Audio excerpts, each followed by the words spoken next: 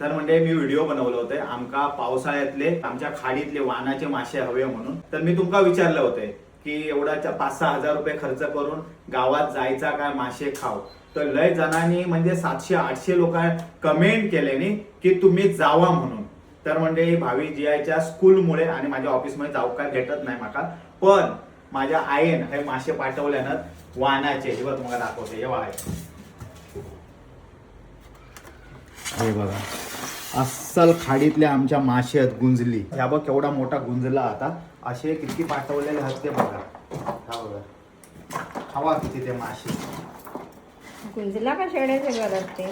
जेव्हा हे छोटे असतात तेव्हा एका शेड्याचे घर म्हणतात आणि जेव्हा हे मोठे होतात ना तेव्हा एका शेडा म्हणतात. एकदम ताजे फडफडीत म्हणजे जसे इले ना वानासून तसे दिलेले आहेत. काल संध्याकाळी आईन या ट्रॅव्हल्सवर दिल्या आणि बरोबर 5:30 वाजता सकाळी डोंबिवली खय हे हजर झाले. मी घेऊन इलय आणि महाकाल ट्रॅव्हल्सचा जर नंबर हवं असलो तर मी खाली देते. म्हणजे तुमका काय गावासून काय पाठवचा असला हानूचा असला डोंबिवली तर तुमका भेटत. आणि गावात जाऊचा असला तरी पण आता गणपतीचा बुकिंग सुरू झालेला. तर बघू शकतास तुम्ही ताजोच्या ताजो माल येत आहे. खाडीतलो एक नंबर माला बघा.